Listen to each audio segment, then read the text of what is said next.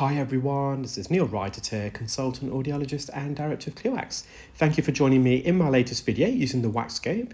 And this is of a lovely 90-year-old patient who actually attended today alongside her niece who brought her along the appointment. And they were reporting a blocked left ear. I'll just give you the case history. So this patient was previously treated by a colleague of mine actually, who performs home visits. Now this patient is in a wheelchair. I no longer offer home visits, so it was more convenient for my colleague to visit. Our clinic is wheelchair accessible, so it was just that they preferred, if possible, having the treatment at home. And my colleague's really good, and they just really struggle though with this left ear, and I totally understand why, and I'll explain the complexities in a moment. But on first appearance, even I thought, well, this should come out pretty easily, but as soon as I made contact with the skin plug, I kind of immediately realised the problems that my colleague was facing. Now, they managed to clear their right ear and did a brilliant job on that side, but the problem with this plug in this left ear, it's not earwax, it's a dead keratin skin plug, is that despite using drops previously, the surface is so dry and crusted and hardened that as soon as you position the suction probe on the surface, it has a tendency of gliding off. It kind of skims off the surface. Second of all, with a consistency of skin plug like this, when you approach it with the suction probe, if you apply a bit too much pressure, you can actually push it back in. And the third issue is really hard to get a suction grip here. And that's both due to the consistency of the wax, because it's really hard, but also the rough surface. You can see here that the bottom left side of the suction tip, it's not making contact fully with the surface of the skin plug, which then reduces suction power. And as I mentioned, if you apply too much pressure, you're pushing this kind of plug further in the ear, so you almost have to hover over it, which made it a bit tricky. At this point, you can't use forceps. I know some of you are going to say, why don't you use forceps? So when you've got a plug like this, first of all, the jaws probably wouldn't expand wide enough to grab all around it, because there's nothing really for me to grab onto. There's a bit just below there of the suction tip, but as soon as I get the jaws around it and I close it, because it's such a hardened plug, even the jaws, the teeth on the crocodile forceps we use, it will just glide off that, and the forceps will come back, and inadvertently this plug would be pushed further in. Also at the moment, there's no real opening for me to use the ear hook and ear pick, or the correct, for example. But as I bring this forwards, well, there wasn't really an opening, but I felt safe enough to use the ear hook, because at the moment we're very deep in the ear. It may not appear that, but that's because of the magnification of the Waxscope. When I first used the ear hook, however, because of the consistency of this plug, it actually pushed it in about a couple of mil.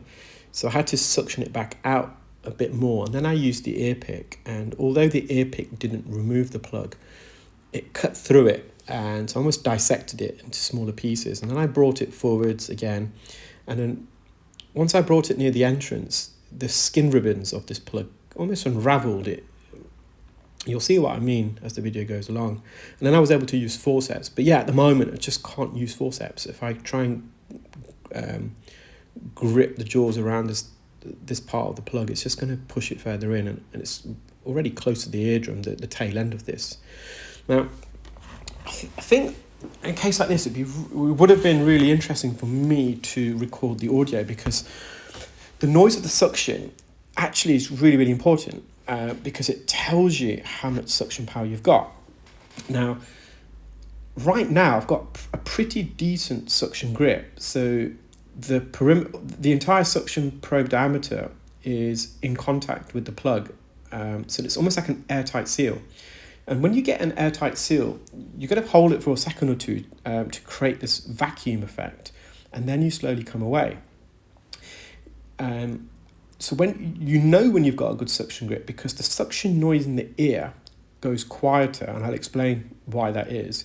But the suction pump, the machine, which is the external pump, actually goes louder because it's creating that vacuum. When you've not got a good suction grip, it's actually noisier, because what happens is air gets sucked into the tube. And when the air gets sucked into the tube, that's what makes the noise, the suction noise. But when you've got a good airtight seal, no external air actually enters up the suction tube. Instead, the suction tube is embedded almost against the wax, and all the residual air within the suction tube is being sucked into the suction machine, and there's an exhaust at the back where the air is expelled, and it's creating a vacuum. Now, you just saw me use the ear hook, and I tried to glide it over the top, although there's not real much space there. If it was softer wax, I may have been able to kind of maneuver it in between the canal wall and the softer wax, but on this occasion, because of the consistency, I actually just pushed it slightly further in. So I just put some more drops in, and what I'm trying to do is peel this down from the top. And there's a few hairs there. These hairs are a bit deeper, so the speculum can't really push those away. And again, I'm just trying to bring it down, and then in a moment bring it forwards. And you'll see me use it. I think I'm going to use the ear pick in a moment, which is going to really, really help. Whilst you're watching this, guys, I just want to give you guys a bit of an update on what's been going on behind the scenes since I appeared on the BBC. The first thing is that a lot of my colleagues contacted me, and they're saying that since the piece that was aired on BBC, that a lot of patients now are doing their due diligence. They're asking questions in terms of qualifications, etc., which is good. So my colleagues don't mind that. They'd rather you ask that, so you can differentiate between a suitably qualified professional and a non-suitably qualified professional. So here's me using the ear pick. So again, it didn't remove it, but I'm using it to dice through the centre. And that's now going to help. It's going to help unravel all the kind of layers of skin that's formed this plug. But in the last, in the last couple of days, I'm trying to be, it's midweek, isn't it? It's Wednesday. So I just got a couple of interesting things to tell you guys. So on Monday, my cousin contacted me. His son, so my nephew, had severe earache the night before, and my nephew's got a history of acute otitis media, so a middle ear infection, typically secondary to an upper respiratory tract infection. And they've previously had the adenoids removed, they've had grommets, which have since fallen out.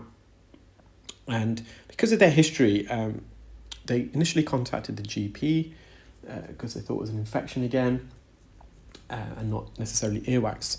Now, in the UK, there's a scheme called Pharmacy First. So pharmacists have been trained, I was going to say inverted commas, on 7 kind of conditions where they are patients go to see them to get treatment. And one of those is the treatment and diagnosis of acute otitis media in children. So they were, when they called the surgery, they were triaged over the phone, and the administrative staff, the reception staff, advised them to go to the pharmacy. So they went to the pharmacy, and the pharmacist looked in the ear and said, "Oh, there's no infection, but you've got loads of wax," or my nephew had loads of wax, so go and have it removed. And so they were given some details of another clinic, but obviously my cousin called myself and says, "Oh, it's just wax, can you help us out?" So yeah, managed to squeeze him in the same day. But lo and behold, there's no earwax. Instead, they had inflammation and bulging of their tympanic membrane. We did some other diagnostic tests as well, and it all suspected acute otitis media, so middle ear infection.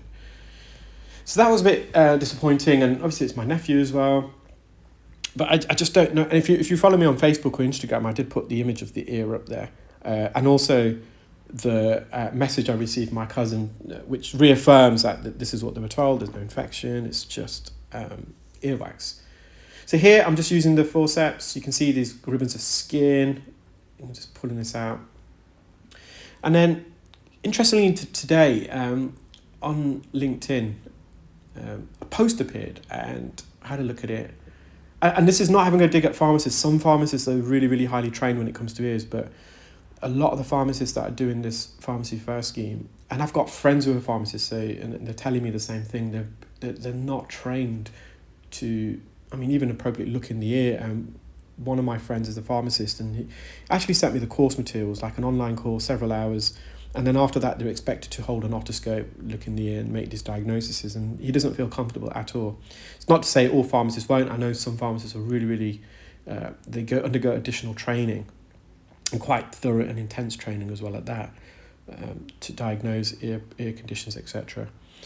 But so this individual put a post up just kind of saying there was GPs are not offering earwax anymore, and patients are suffering as a result, which I can understand. And they were one of the first pharmacists, I think they said, or something along those lines, and they saw this kind of opportunity and gap in the market, and they acted upon it. And they acknowledge that pharmacists are not trying to replace audiologists. But they had this image of, I don't know if it was that person themselves, holding an endoscope, and it was frightening. I mean, if I was holding an endoscope, forget about an endoscope, if I was holding an otoscope. So an otoscope is, in a way, similar to the wax scope. You have this magnifying lens, and then you've got this specular. And the specular itself can almost provide a brace. But even then, you need a brace. So you need to be, your holding hand with the otoscope must be braced against the patient's head, just to avoid any sudden head movements.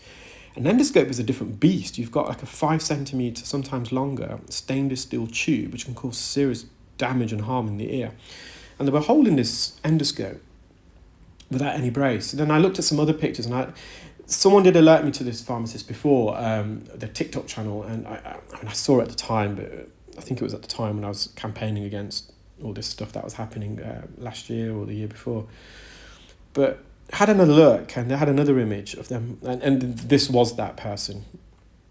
And it was just frightening, and I just don't know how, we've had a couple of instances already with, I feel, unsuitably qualified professionals trying to deal with ear matters, and they're clearly out of their depth in these instances. Anyway, I'm sure I'm going to be talking about it a lot more again in the future. I hope you enjoyed that video, guys. Take care, keep well, and speak soon. Bye.